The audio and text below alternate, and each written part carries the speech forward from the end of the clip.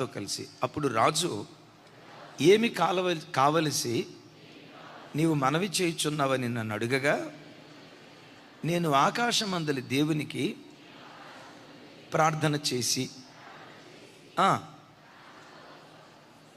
వినండి, నీకేం కావాలి అన్నాడు. నీకేం కావాలని అంటంతో నాకు సమాధానం చెప్పండి. నెహెమ్యా ఏం చేయాలి? అరే చెప్పండి సార్, టకామని. ఇంకేముంది రాజా, మా పితరుల సమాధులు ఉన్న పట్టణం పాడైపోయింది, అగ్నితో కాల్చబడింది, గుమ్మాలు పడిపోయాయి, కొంచెం దాన్ని తిరిగి పునర్నిర్మించే విషయంలో సహాయం చేయి అని టకామని చెప్పాలి. చెప్పకుండా నీకేం కావాలి అంటే ఎగైన్ ఇక్కడ ఏం చేశాడు? ఇప్పుడు చెప్పండి, పదే పదే ప్రార్థన చేయాలా? 4 నెలలు చేసింది ఏంటి సార్? ఆల్రెడీ 4 నెలలు చేసిందేంటి? 4 నెలలు ప్రార్థన చేశాడు కదా, ఆ ప్రార్థన సరిపోలేదా? 4 నెలలు ప్రార్థన చేసివాయా, ఏడిస్తివాయా, ఉపవాసంతో ఉంటివాయా, చాలా దినాల మటుకు నేల మీద కూలిపోతూ ఎంత ప్రార్థన చేసావు కదయ్యా, ఎగైన్ మరలా ఎందుకు నువ్వు ప్రార్థన చేస్తున్నావు అని అంటే, ఇప్పుడు రాజు అడిగిన దానికి గన్ షాట్గా అడగబోయే మాట బుల్లెట్ లాగా దూసుకొని పోవాలి. ఎందుకో చెప్పంటారా? ఎప్పుడైనా ఎదుటివాడికి జవాబు ఇచ్చేటప్పుడు దేవునితో మాట్లాడిన తర్వాతే మనుషులతో మాట్లాడు, దేవునితో మాట్లాడిన తర్వాతే మనుషులతో మాట్లాడు. ఎందుకో చెప్పమంటారా? బైబిల్లో నాకు ఇష్టమైన పదం, అంటే ప్రతి పదం ఇష్టమైంది, చక్కని ప్రత్యుత్తరం ఇచ్చుట యెహోవా వశం. ఏది పడితే అది వరలకుండా, పని జరగని అనవసరమైన మాటలు రాకుండా, ఒక్కసారి నీ నోట నుంచి మాట బయలుదేరితే అది విత్తనమై, అది మొలకెత్తి మహావృక్షమై శ్రేష్ఠ ఫలాలు కోసుకునేటట్లుగా దేవుడు కార్యం చేయాలి. అందుకని గమనించండి, బైబిల్లో రాయబడిన మాట చక్కటి ప్రత్యుత్తరం ఇచ్చుట యెహోవా వశం. అయ్యా, నేను కోడంది అడిగితే నేను ఏది ముందు పెట్టాలి, ఏది ముందు మాట్లాడాలి, ఏది తర్వాత మాట్లాడాలి, ఆ స్పష్టత నాకు లేకుండా ఏదో బడబడ మాట్లాడితే రాజు చిరాకు పడి, ఆపేయ్, ఈ సోది అంతా నాకెందుకు చెప్తావు అని అంటాడేమో. స్వీట్ అండ్ షార్ట్ ప్రేయర్ కూడా స్వీట్ అండ్ షార్ట్గా చేశాడు. ఆ స్వీట్ అండ్ షార్ట్ ప్రార్థనకి స్వీట్ రిప్రే రావాలి ప్రభువా, చక్కటి ప్రత్యుత్తరాలతో నేను అధికారితో మాట్లాడాలి అని చక్కటి ప్రత్యుత్తరం కొరకు దేవుని సన్నిధిలో ప్రార్థన చేశాడు. యేసయ్యకు మహిమ కలుగును గాక. సమయోచితమైన మాట ఎలాంటిదో సామెతలో భలే చక్కటి మాట రాసి ఉంటుంది. చూడండి, సామెతల గ్రంథం 25:11.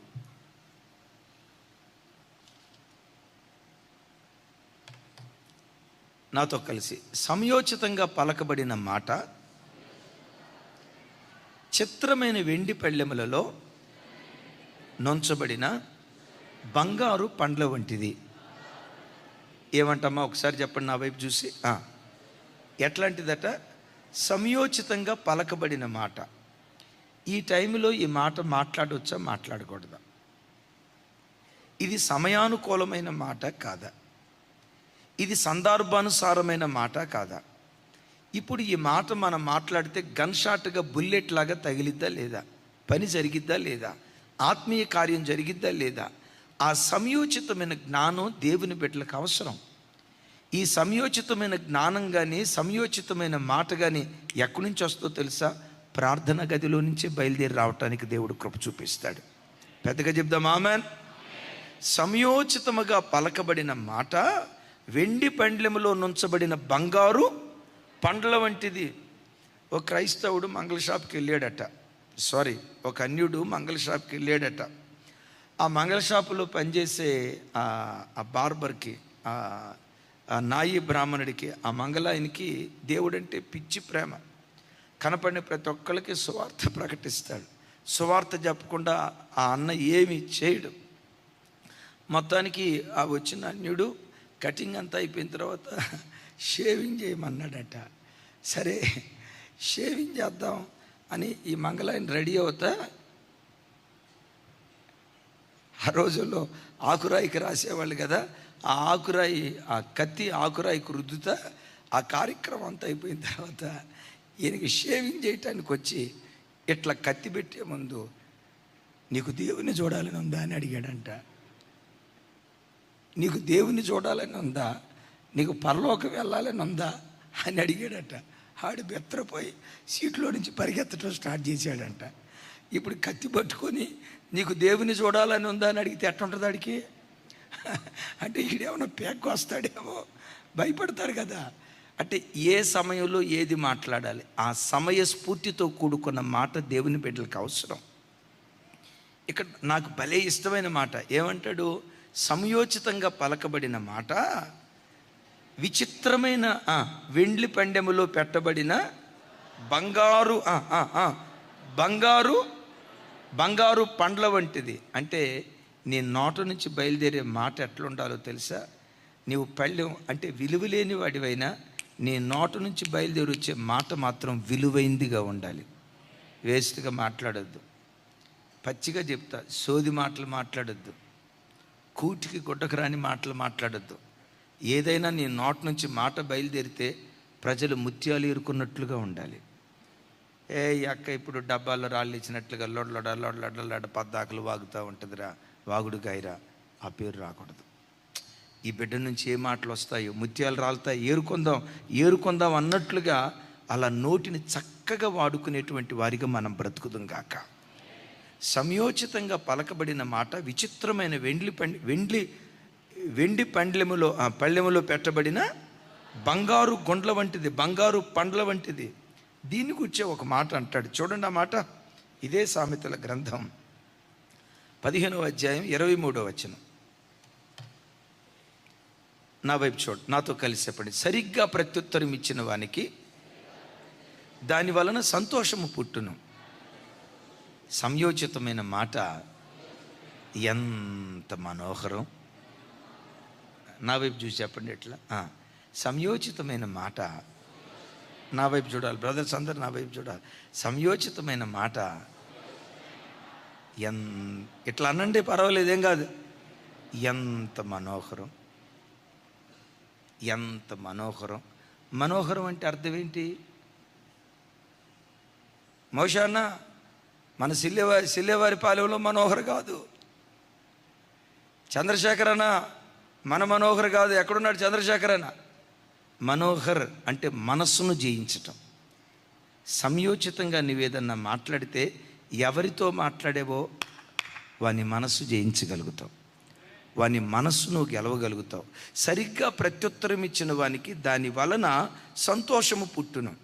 ఇప్పుడు చూడండి, సంయోచితమైన మాట ఎంత మనోహరం, ఎదుటివాడి మనస్సును గెలుచుకుంటుంది అని రాసింది కదా. రాజు అడిగినప్పుడు నెహెమ్యా ఏం చేశాడు? ప్రార్థన చేశాడు. ప్రార్థన చేసి ఆ తర్వాత మాట్లాడేటప్పుడు ఎంత సంయోచితంగా మాట్లాడాడో, ఎంత సమయస్ఫూర్తితో మాట్లాడాడో. గిన్నె అందించేవాడే, వెండి పండ్లమే, కానీ తాను పలికినటువంటి ఆ మాటలు ఉన్నాయి చూసారా? విచిత్రమైన వెండి పండ్లములో పెట్టబడిన బంగారు పండలాగా గుండలాగా ఆయన మాట ఉంది. చెప్పేటప్పుడు 3 అంశాలు చెప్పాడు. ఒకటి, మా పితరులున్న పట్టణం అగ్నితో కాల్చబడింది. రెండవది, గుమ్మాలు అగ్ని చేత కాల్చబడినాయి, ప్రాకారాలు పడిపోయాయి. మూడవది, మా పితరుల సమాధులు ఉన్న పట్టణం పాడైపోయింది అన్నాడు. 3 విషయాలు చెప్పాడు. ఒకసారి నా వైపు చూడండి. గుమ్మాలు అగ్ని చేత కాల్చబడ్డాయి, రైట్. రెండవది, ప్రాకారాలు పడిపోయాయి. మూడవది, మా పితరుల సమాధులుండు పట్టణం పాడైపోయింది అన్నాడు. మా పితరుల సమాధులు తవ్వేశారు అన్నాడు. ఈ మూడిట్లో మొదటి ఏ విషయం చెప్పాడు చెప్పండి? చెప్పండి సార్. ప్రాకారాలు పడిపోయి అది చెప్పలా? అది చెప్పలా. గుమ్మాలు అగ్నితో కాలిపోయాయి అది చెప్పలా. గన్ షాట్గా మొట్టమొదటి ఏమన్నాడు తెలుసా? మా పితరుల సమాధులు ఉన్నాయి సార్, ఆ సమాధులన్నీ తవ్వేశారు, పాడైపోయారు. సమాధి అంటంతో సెంటిమెంటా కాదా? గవర్నమెంట్ వాళ్ళు పలానా నీళ్లు పడగొట్టారు అనేదానికి ప్రజలు బాగా స్పందిస్తారా? పలానా ఇంటి కాంపౌండ్ పడగొట్టారు అనేదానికి బాగా స్పందిస్తారా? పలానా చోట ముస్లిం సమాధులు ఉన్నాయి, క్రైస్తవుల సమాధులు ఉన్నాయి, హైందవుల సమాధులు ఉన్నాయి. ప్రభుత్వం వాళ్ళు సమాధులని చూడకుండా సమాధులన్నింటినీ పడగొట్టేసి అక్కడ రోడ్డు వేసారు అని అంటే ప్రజలు తీవ్రంగా స్పందిస్తారా? ఏమండి, సమాధులు ఎవరైనా ముట్టుకుంటారా? మొట్టమొదట చూడండి, గన్ షాట్గా సమాధిని ముందు పెట్టాడు. ఆ మాట అంటుంతో ఎవడురా సమాధులు పడగొట్టింది? ఆ బుద్ధిహీనుడు ఎవడు సమాధులు పట్టుకున్నాడా, ఎవడరా పని చేసిందని. నేనంట, నెహెమ్యా, ఇంత సమయస్ఫూర్తితో సంయోచితమైన మాట నీ నోటి నుంచి ఎలా వచ్చింది? ఈ మాట ప్రార్థనలో నుంచి వచ్చిందయ్యా.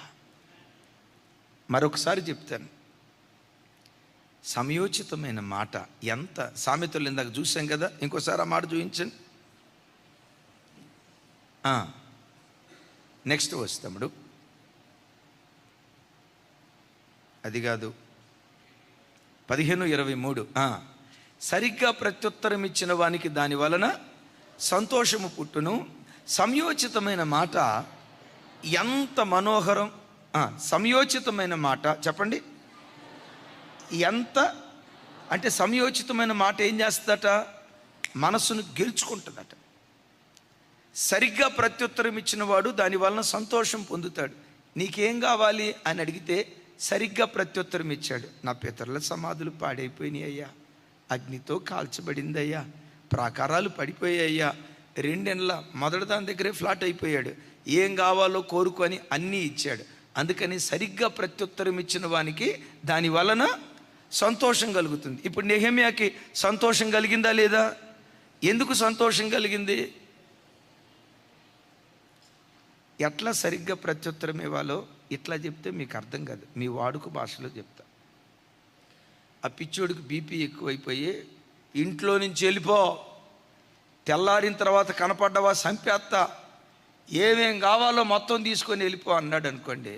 అప్పుడు మీరు అనాలి, సావైనా బతుకైనా మీ దగ్గరేనయ్యా, దేవుడు జతపరిచిన వారిని ఎవరూ విడదీయకూడదని లేఖనం సెలవిచ్చింది కదయ్యా, నీ పాదాల దగ్గరే పడి ఉంటానయ్యా, వెళ్ళిపో, ఇంట్లో నీకు ఏది ఇష్టమో తీసుకొని వెళ్ళిపో. ఈ ఇంట్లో నాకు వెండి కాదయ్యా ఇష్టమైంది, బంగారం కాదు అయ్యా ఇష్టమైంది, బీరువాలో ఉన్న డబ్బు కాదయ్యా నాకు ఇష్టమైంది, నేను ఇంట్లో అందరికంటే ఇష్టపడేది మిమ్మల్నేనయ్యా, మీరు నాతో పాటు వస్తానంటే అడవికి కూడా వెళ్తానయ్యా. ఈ మాట అంటారా? ఆ మాట అని చూడండి, భూమి మీదే పరలోకం చూడటానికి దేవుడు కృప చూపిస్తాడు. మీరు అనే మాట ఏంటో తెలుసా? వెళ్ళిపో అని అంటంతో సూటిగా జతుకోపోతే నన్ను అడగండి. మా తమ్ముడు లేడా, మా అన్న లేడా, మా నాన్న లేడా, నీ కాళ్ళ దగ్గర కుక్కలాగా నేనేం పడి ఉండను? ఊరక పెళ్లి చేసుకున్నాను అనుకున్నావా? 10 లక్షల రూపాయలు పెట్టి గేదెలో సంతలో గేదెను కొన్నట్టు నేను కొన్నా. ఆడుకు బీపీ 250కి పోద్ది, సంతలో గేదెను కొన్న. నేను చెప్తున్నాను, మీరు ప్రార్థనలో ఎదగండి, దేవుని పాదాలు పట్టుకోండి, ఎలా మాట్లాడాలో నాకు నేర్పండి అని అనండి.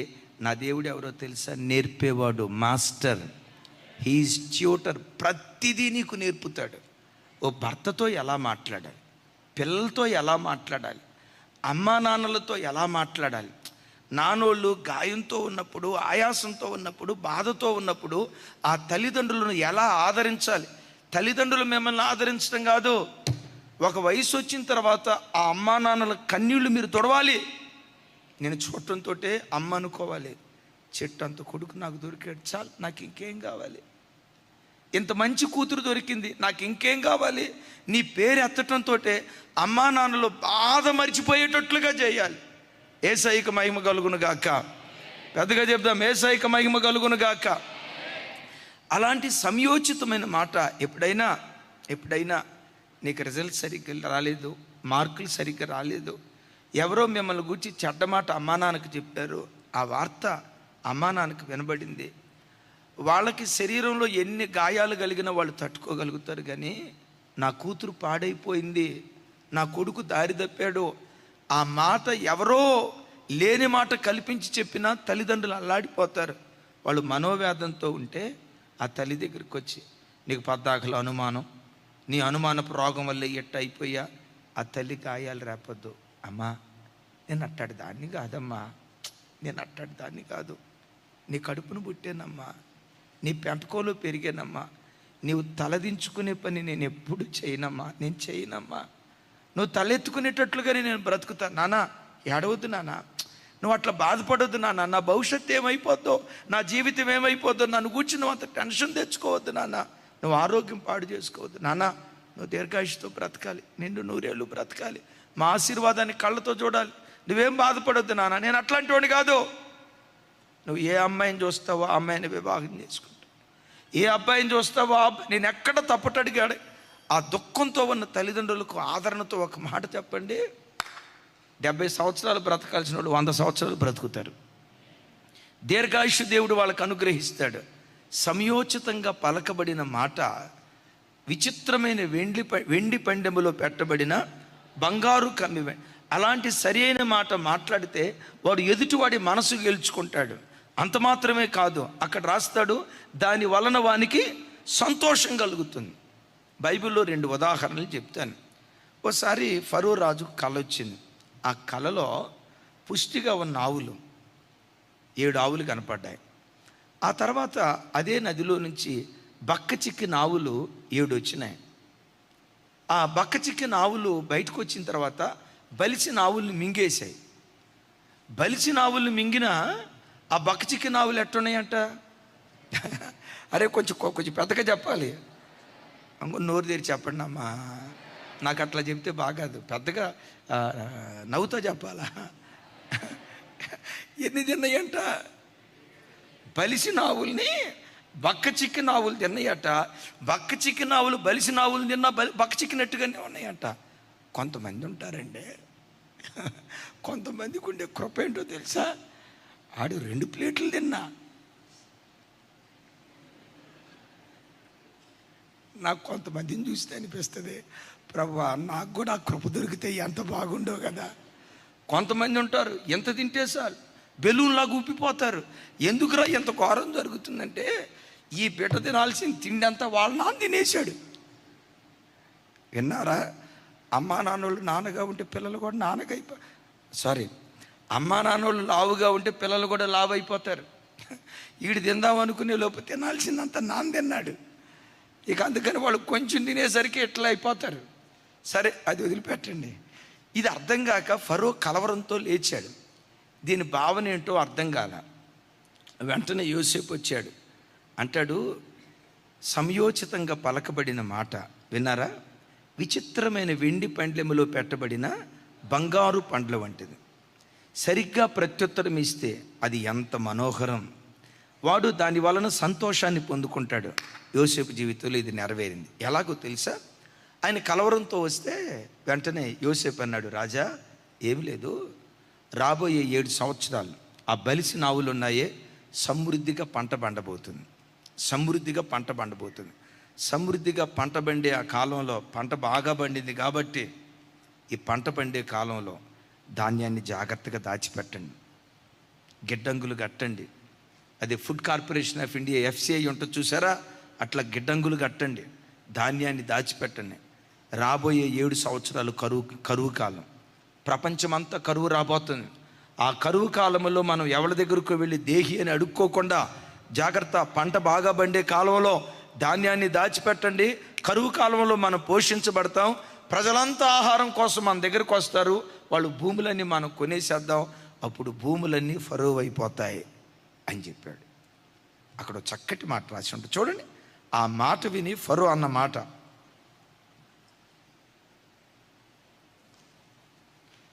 ఆదికాండం 41వ అధ్యాయం.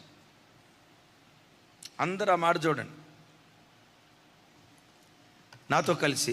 ఆ మాట ఫరో దృష్టికిని అతని సమస్త సేవకుల దృష్టికిని యుక్తముగా ఉండెను గనుక అతడు తన సేవకులను చూచి, ఇతని వలె దేవుని ఆత్మ కలిగిన మనుషులను కనుగొనగలమా నేను.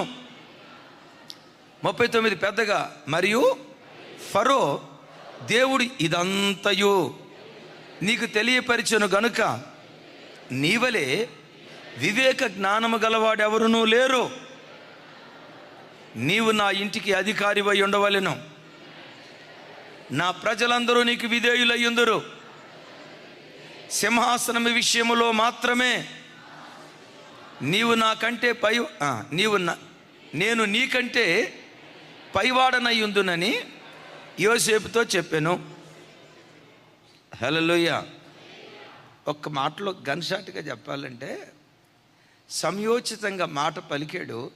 ఇప్పుడు యోసేపు పరిస్థితి ఏమైందో తెలుసా? తంతే గారెల బుట్టలో పడతారంటారు చూసారా?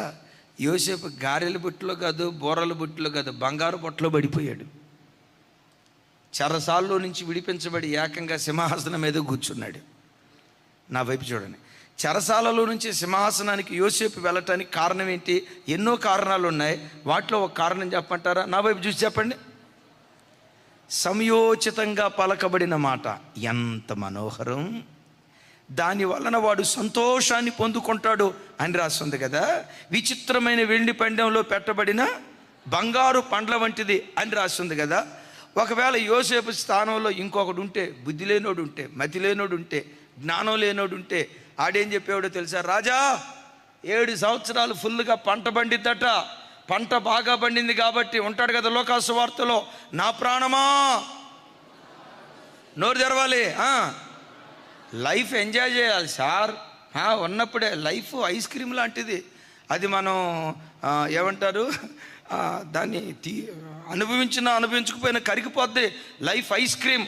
వయసు ఉన్నప్పుడే ఎంజాయ్ చేయాలా, వయసు ఉన్నప్పుడే తిరగాల, వయసు ఉన్నప్పుడే చేయాల్సిందంతా చేయాలా.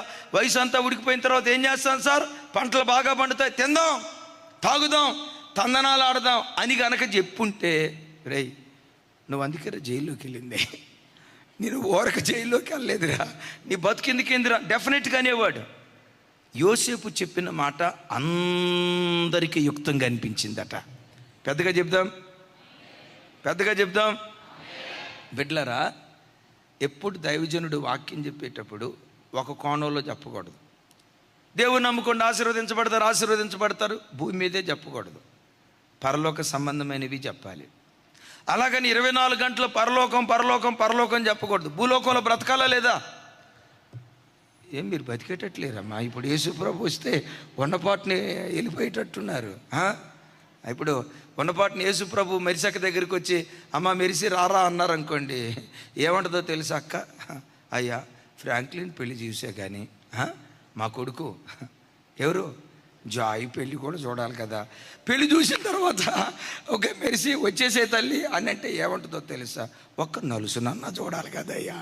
మళ్ళా నలుసు, ఆ నలుసు పుట్టిన తర్వాత మరలా తర్వాత ఏమంటుందో తెలుసా? అయ్యా నువ్వు 4 తరాలు పిల్లల్ని చూస్తానన్నావు కదయ్యా, మనవణ్ణి కూడా చూడాలి.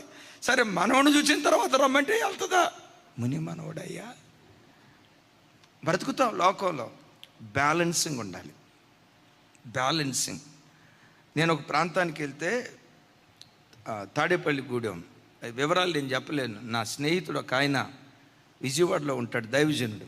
మన విజయవాడలో మీటింగ్ పెట్టినప్పుడు బాగా సహకరించారు. వాళ్ళ అక్క తాడేపల్లిగూడెం దగ్గర సేవ చేస్తారు. గతంలో ఏదో మినిస్ట్రీకి వెళ్ళేవాళ్ళు, ఆ తర్వాత మన మినిస్ట్రీతో వాక్యం వింటూ ఆత్మలో బలపడుతున్నారు. నేను ఆ ఇంటికి వెళ్తే ఆ చెల్లి, అన్నయ్య ఇంతకాలం గుడ్డి భక్తిలో బ్రతికాం, ఒక కోణంలోనే వాక్యాన్ని అర్థం చేసుకున్నాం. మిమ్మల్ని పొగటానికి నేను ఈ మాట చెప్పట్లా. అన్ని కోణాల్లో పసిబిడ్డలు మొదలుకొని పండు ముసలు అని వరకు ఎలా బ్రతకాలి వాక్యం ద్వారా చెప్తారు. భూమి మీద ఎలా బ్రతకాలి, పరలోకం కొరకు ఎలా సిద్ధపడాలి, ఈ కోణంలో కూడా చెప్తారు. మూర్ఖంగా ఇదిగో ఇదే కరెక్ట్ అని బ్యాలెన్సింగ్ లేకుండా చెప్పరు. మేము ఒకప్పుడు గుడ్డితనంతో బ్రతికాం. ఏం గుడ్డితనంతో బ్రతికారమ్మా మీరు? మేము వెళ్ళే పాస్టర్ గారు ఏం చెప్పారో తెలుసా? అసలు మీరు జాడీ పచ్చళ్ళు పొరపాటును పెట్టుకోకూడదు అని చెప్పాడు. ఏ పచ్చళ్ళు? ఈ వేసవి కాలం వస్తే మామిడికాయ పచ్చళ్ళు పెట్టుకుంటారు కదమ్మా, పెట్టుకున్నారా లేదా? పుణ్యాత్ములు ఒక్కళ్ళు కూడా పంపించలా. మీకు తింటమే తెలుసు కానీ మరి మా సేవకులు ఉన్నారే, మా సేవకులకి ఎవరు ఉన్నారు? ఆ మగబిడ్డలు ఎంతమంది సేవకులు వచ్చారు, ఆడబిడ్డలు ఎంతమంది సేవకులు వచ్చారు. ఒక్క పూట ఒక మొద్దుండి వాళ్ళకి పంపిద్దాం. రాణా నీకు ఎప్పుడన్నా వచ్చిందా? నా కూతుర్లు మా నాన్న ఇక అదే ఉండవు. ఒక్కళ్ళు అమ్మ మాధవి ఎప్పుడైనా ఒక ముద్ద వండుకొని అన్నోళ్ళకి పెడదాం. మా ఇంటికి వస్తే ఇక అందరి ఇళ్ళకి తిరగాలంటే ఏడ తిరుగుతాని చెప్పు సుజాత. ఒక్కరోజు ఇట్లా అంతా ఒకసారి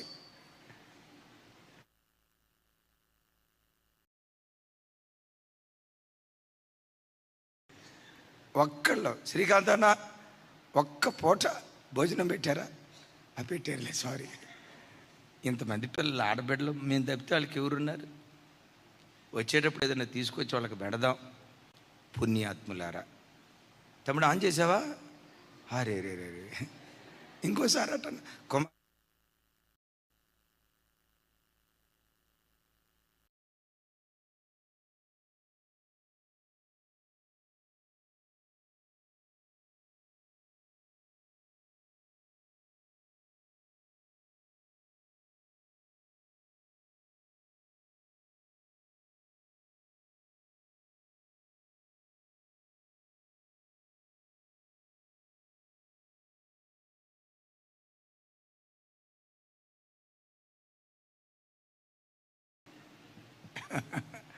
మేరక్క. ఏమక్క నువ్వు 1947లో పుట్టావు. సామ్యలాన్న ఎక్కడున్నాడు? ఓ సామ్యలాన్న ఒక్కసారైనా, రవికుమార్ అన్న ఒక్కసారి. ఇక ఈ ప్రసంగం ఇంతటితో ఆపేస్తా. యేసునామమునకు మహిమ కలుగును గాక. ఆమేన్. సరే, ఆయన చెప్పాడంట మనం జాడి పచ్చళ్ళు పెట్టుకోకూడదు, మామిడికాయ పచ్చళ్ళు, ఊరగాయ పచ్చళ్ళు పెట్టుకోకూడదు. ఎందుకు పెట్టుకోకూడదు? జాడి పచ్చళ్ళు పెట్టుకుంటే 4 రోజుల తర్వాత తింటాం. తింటాం తప్ప? పెట్టిన తర్వాత 3 నెలలు దాన్ని వాడుకుంటాం తప్ప?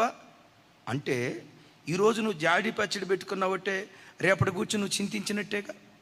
యేసుప్రభు ఏం చెప్పాడు? యేసుప్రభు ఏం చెప్పాడు? రేపటిని గూర్చి చింతించొద్దని ప్రభు చెప్తే మీరు జాడి పచ్చళ్ళు ఎట్లా పెడతారు? క్రైస్తవులు ఇంట్లో జాడి పచ్చళ్ళు పెట్టుకోకూడదు.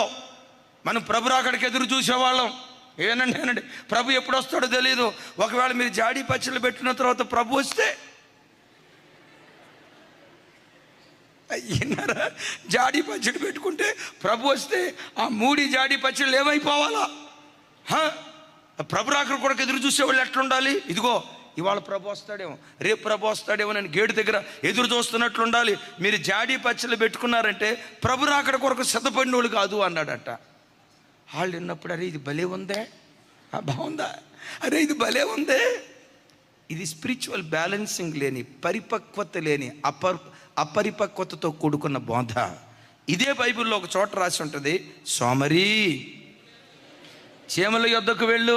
అది రాబోయేది వర్షాకాలం అని ఎరిగి వేసవి కాలంలోనే ఆహారాన్ని సిద్ధపరుచుకుంటుంది, రాబో కాలాన్ని గురించి ముందే జాగ్రత్త పడుతుంది అని బైబిల్లో రాస్తుంది కదా. అయితే ఒక మాట, రేపటి గూర్చి చింతించొద్దు అన్నాడు కానీ ఆలోచించొద్దు అనలేదు. Got this point. రేపటి గూర్చి చింతించొద్దు అన్నాడు. చింతించడం అంటే ఏంటి? గడ్డం కింద చేయి పెట్టుకొని ఏమి రామయ్యా విచారిస్తున్నావు, ఇంటికి ఏ రేకులు వేద్దామనే, దాందే ఉంది చార్మినార్ రాకులే అని చిన్నప్పుడు రేడియోలో అడ్వర్టైజ్మెంట్ ఇచ్చింది కదా. గడ్డం కింద చేయబెట్టుకుని మనం చింతించాల్సిన అవసరం లేదు. ఎందుకో తెలుసా? నీ గూర్చి చింతించే దేవుడు ఒకరున్నారు, నీ గూర్చి విచారించే దేవుడు ఒకరున్నారు. నీ చింత యావత్తు ఆయన మీద వేసి నువ్వు నిశ్చింతగా ఉండాలి. ఎట్ దట్ సేమ్ టైం భవిష్యత్తును గూర్చి అడుగులు వేయాలి. రేపు ఉదయం చెప్తాను, ఎర్లీ మార్నింగ్ మెసేజ్ తప్పకుండా లేవటంతో వినండి. సామెత ఒకటి ఉంది, గెలిచినోడు గాడిద గూర్చి చెప్పిన ప్రసంగం గొప్పగా ఉంటుందంట, ఓడినోడు బైబిల్ గూర్చి చెప్పిన బూతులాగా ఉంటుందంట. విన్నారా? రేపు ఎర్లీ మార్నింగ్ మెసేజ్లో అప్లోడ్ చేస్తాను, తప్పకుండా ఈ మాటేనండి. గెలిచినోడు గాడిద గూర్చి చెప్పినా, చెప్పాలి గట్టిగా, గాడిద గురించి చెప్పినా గొప్పగానే ఉంటుంది. ఓడినోడు బైబిల్ గూర్చి చెప్పినా అది బూతులాగా ఉంటుంది. అందుకనే మనం గెలవాలి, అన్ని రంగాల్లో గెలవాలి. ఆధ్యాత్మిక విషయంలో గెలవాలి, ఆర్థిక విషయాల్లో గెలవాలి, అన్ని విషయాల్లో మనం గెలిచేవారిగా ఉందుముగాక. చింతించొద్దు కానీ ప్రతి వాడు రేపటి గురించి ఆలోచించాలి. నిన్నే అక్క నేను ప్రార్థన అయిపోయిన తర్వాత చోటుకి వెళ్ళేటప్పుడు చెప్తా ఉన్నాం. ఏం చెప్పామో తెలుసా? సేవ ప్రారంభ దినాల్లో రూపాయి జాగ్రత్త చేసాం. రోజు సోమవారం నుంచి శనివారం వరకు పప్పు పప్పు పప్పు పప్పు పప్పు పప్పు పప్పు. మేము ఎప్పుడు ఎవరికి చెప్పం కూడా. మన బ్యాచ్ ఏంటో తెలుసా? పచ్చడితో తిని, అది మన దేబరితనం, మన పేద స్థితి ఎవరికి చెప్పకూడదు. ఆ దేన స్థితిలో ఇచ్చారు. మీలాంటి బిడ్డలు చాలామంది కానుకిచ్చారు. రూపాయి రూపాయి రూపాయి రూపాయి జాగ్రత్త చేశాం. విత్తనం విత్తాం, మొలకైంది. ఆ మొలకగా ఉన్నప్పుడే చిగురు దింపుకొని తింటే ఇక తిను, ఇక ఆ తర్వాత ఏముండదు. చెట్టు అయిన తర్వాత చిగురు దింపుకోం. అలాగని ఇప్పుడు కూడా మేము చిగురు దింపుకోం. చెట్టు అయిన తర్వాత చెప్పుకో. ఈ చిన్న స్థితిలోనే మా వాడు విలాస పురుషుడిలాగా వెచ్చవిడివాడ భవిష్యత్తును గురించి ఆలోచించలేక జీవితాన్ని పాడు చేసుకుంటారు. యేసయ్యకి మహిమ కలుగును గాక. మా ప్రారంభ స్థితిలో మేము వేసుకున్న చెప్పులు, వాడిన వస్తువులు, వేసుకునే చొక్కాయి, బనియన్, ప్రతిదీ తినే తిండి ఆదివారం ఒక్కరోజే నాన్ వెజ్ తెచ్చుకునేవాళ్ళం. ఆదివారం ఒక్కరోజే. అది ఎంత తెచ్చుకునేవాళ్ళమో తెలుసా? 1/4 కిలో తెచ్చుకొని 3 పూటలు తినేవాళ్ళం. అన్నయ్య 1/4 కిలో తెచ్చుకొని 3 పూటలు ఎట్లా తింటున్నారు అన్నయ్య? మేము 1/4 కిలో తెచ్చుకుంటే నాకు ఒక్కడికే 1 పూట సరిపోట్ల. ఎట్లా 3 పూటలు తిన్నారని అంటారా? ఆ 1/4 కిలో చికెన్లో 1/2 కేజీ అదే 1/2 బకెట్ నీళ్లు పోసేవాళ్ళం. ఆ చారు వాసన తగిలితే చాలు సార్ అనుకునేవాళ్ళం. బాప్తిస్మో చికెన్ అని దానికి పేరు పెట్టుకున్నాం. రేపటిని గూర్చి ఆలోచించాలి, చింతించకూడదు. రేపటిని గురించి ఆలోచించకుండా ప్రభుదాత ఎవరు చూసుకుంటారు? నువ్వు చేయాల్సిన పని నువ్వు చేయాలి కదా. యోసేపు అన్న మాట, అయ్యా సమృద్ధి కాలం రాబోతుంది, తస్మాత్ జాగ్రత్త. రాబోయేది కరువు కాలం. కరువు కాలంలో మనం కరువు బారిన పడకుండా ఇప్పుడు జాగ్రత్త తీసుకుందామని చెప్తే సంయోచితంగా పలకబడిన మాట రాజు మనసుకు గెలుచుకుంది. అలాంటి సంయోచితమైన మాట దేవుడు మన నోట ఉంచునుగాక. సమయోచితంగా పలకబడిన మాట ఎంత అద్భుతం చేస్తుందో. ఇంకొక మాట మీకు బైబిల్లో నుంచి గుర్తుకు తెస్తాను, నోట్స్ ఇస్తున్నాను కాబట్టి రెఫరెన్స్లు చెప్తాను 2. న్యాయాధిపతుల గ్రంథం 8వ అధ్యాయం 8వ అధ్యాయం 1వ వచనం నుంచి 3వ వచనం వరకు, అలాగే 12వ అధ్యాయం 1వ వచనం నుంచి 6వ వచనం వరకు. ఒకసారి మీ బైబిల్ తెరవండి. న్యాయాధిపతుల గ్రంథం 8వ అధ్యాయం 1వ వచనం నుంచి 3వ వచనం వరకు. 3వ వచనం నేను చదువుతాను. అతడు ఆ మాట అన్నప్పుడు అతని మీద వారి కోపము తగ్గెను. మరోసారి, అతడు ఆ మాట అన్నప్పుడు అతని మీద వారికి కోపము తగ్గెను. 12వ అధ్యాయం 1వ వచనం నుంచి 6వ వచనం వరకు. అవన్నీ చదవటానికి మనకు సమయం లేదు, కానీ 6వ వచనం చివరి భాగం చదువుతాను. ఆ కాలమున ఎఫ్రాయిమీలలో 42,000 మంది పడిపోయిరి. ఎన్ని వేలు? Same situation.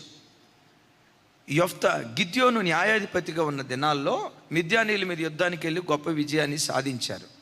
సాధించి తిరిగి వచ్చిన తర్వాత ఎఫ్రాయిమీయులు గిద్యోనుతో గొడవ పడుతున్నారు. ఏమయ్యా గిద్యోను, నువ్వు యుద్ధానికి వెళ్ళేటప్పుడు మమ్మల్ని ఎందుకు పిలవలా? మాకెందుకు కబురు పంపించలా? మీ కంటికి మేము ఆనలేదా అన్నట్లుగా ఎఫ్రాయిమీయులు మాట్లాడారు. గిద్యోను ఏమన్నాడు తెలుసా? సార్, ఆ మిద్యానీయులు పిల్లి లాంటి వాళ్ళు సార్. ఆ పిల్లులను తరవటానికి మాలాంటి కుక్కలు చాలు సార్. మీరెవరు? పులులు. నా వైపు చూడాలి. మీరెవరు? పులులు. ఆ పిల్లిని తరవటానికి మీలాంటి పులులు ఎందుకు సార్? మాలాంటి కుక్కలు చాలు అన్నాడు. ఆ మాట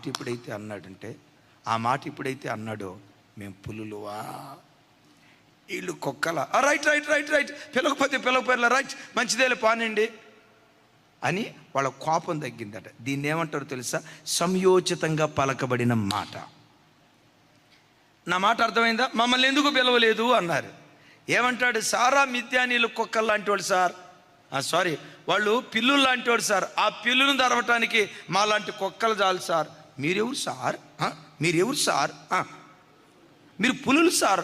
పులి లాంటి మిమ్మల్ని ఆ పిల్లుల మీదకి పిలిపిస్తే మీ ఇమేజ్ ఏం కావాలి సార్? మీ బ్రాండ్ ఇమేజ్ ఎప్పుడు బ్రాండ్ ఇమేజ్ లాగే ఉండాలి. ఆ చిన్ననాటికి మాలాంటి వాళ్ళు చాలు సార్ అనేసరికి వాడు అహం తగ్గిపోయింది. ఇప్పుడు మిమ్మల్ని ఎవరికన్నా, ఏమా మీ పిల్లోడి పెళ్ళికి మమ్మల్ని పిలవలా? ఆ తాంబూలాలు తీసుకెళ్ళేటప్పుడు మమ్మల్ని పిలవలా? మేము మీ కంటికి కనపడలేదా అని అన్నారనుకోండి, మా పిల్లోడు మా పెళ్ళి మా ఇష్టమైతే పిలుస్తాం. ఇది డైలాగ్, రొటీన్గా మీరు వాడే మాట. అట్లా కాకుండా, అక్క ఇంత పెద్దోళ్ళు మీరు, ఇంత పెద్దోళ్ళు మిమ్మల్ని ఇంత చిన్న కార్యక్రమానికి పిలవటం ఎందుకు అక్క అని అన్నావు అనుకో, ఆ మనిషి నేను పెద్దోడినంట. వినండి, ఇదే ప్రపంచం గెలిచేటట్టు చేస్తుంది. Praise the lord. అలాగని కుయుక్తితో మాట్లాడమని కాదు, దేవుని సన్నిధిలో గడపండి. ఎలా సంయోచితంగా మాట్లాడాలో, సమయస్ఫూర్తితో కూడుకున్న మాట బుల్లెట్ లాగా డెలివరీ అయ్యేటట్లుగా దేవుడు కృప చూపిస్తాడు. గిద్యోను కాలంలో అసలు ఎఫ్రాయిమీలను ఒక్క మాట అనకుండా వాళ్ళ కోపం చల్లార్చారు. విచిత్రం ఏంటో తెలుసా? యెఫ్తా కాలంలో ఈ ఎఫ్రాయిమీలు మరలా వచ్చారు. ఏమయ్యా యెఫ్తా, నువ్వు అమ్మోనీయుల మీద యుద్ధానికి వెళ్ళేటప్పుడు మమ్మల్ని పిలవలా? ఏమి నీ కంటికి మేము కనపడలేదా? ఏమి శాతకన్నోళ్ళు అనుకున్నావా? ఏం మమ్మల్ని ఎందుకు పిలవలా? ఏమనుకుంటున్నావు నువ్వు అనే లోపు యెఫ్తా కోపం తెచ్చుకొని 42,000 మంది ఎఫ్రాయిమీల్ని చంపాడు. ఒక మాట చెప్పమంటారా? ఎదుటోడిని కోపంతో ఎదుటోడిని చంపేవాడి కంటే తనలో ఉన్న కోపాన్ని చంపుకునేవాడే నిజమైన పరాక్రమవంతుడు. అద్దు అదుపు లేకుండా మాట్లాడేవాని కంటే ఆ మాట మాట్లాడకుండా నోటిని జయించేవాడే నిజమైన పరాక్రమవంతుడు. కోపం వచ్చి ఎదుటోని పెట కొట్టి దుర్భాషలాడి అవసరమైతే చేయి చేసుకొని చంపేటివాని కంటే కూడా తనలో ఉన్న మానవావేశాన్ని, తనలో ఉన్న మానవ తొందరపాటును, తనలో ఉన్న కోపాన్ని చంపుకునేవాడే నిజమైన పరాక్రమవంతుడు.